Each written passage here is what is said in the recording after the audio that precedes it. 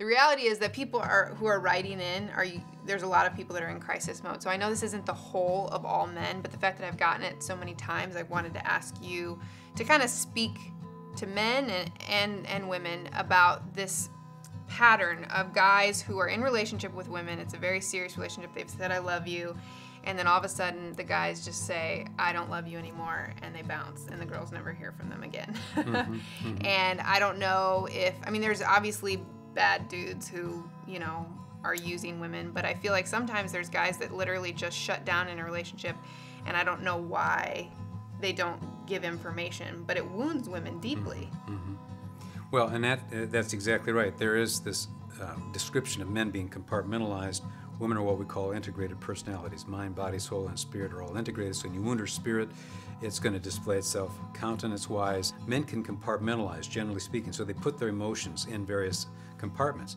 So if he comes to a point where he says, you know what, I don't want to move forward in this relationship, so he just says, it's over with, he puts it in a compartment and walks off.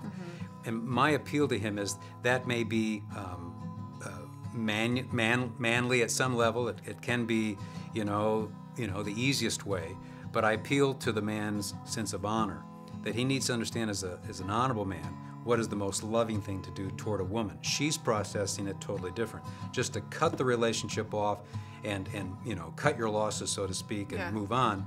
When we take worldly scripts as our guides, then we end up damaging people. So those of us who are following Christ need to realize, how would Christ deal with this situation?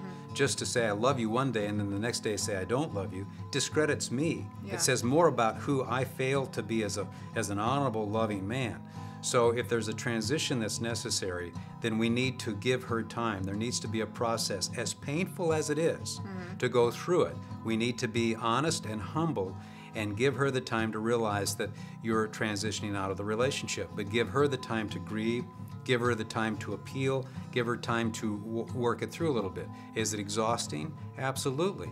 But if we got in a relationship up front by making all kinds of statements about our love for them, how much we care, and then we just sever it, then we discredit ourselves. Well, and then it's for women, it leaves them going, he must have lied, and he That's must have correct. not. And the That's reality correct. is, we can date people, we can love people, but you can also leave them a little bit more whole.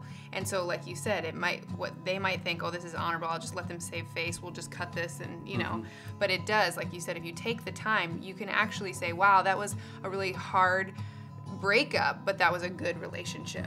Because we were given information as women. That's right. So, that's right. The people who do it well should be able to meet the person in a restaurant a year later or 5 years later when you've got your 2 children and your new wife, and they're still, even though there is that sadness over that relationship not working out, we're friendly and we're friends. There isn't any resentment. And we must not conduct ourselves in such a way that we solicit bitterness in other people. yeah. On the next Ask Joy, Joy will shred your face off.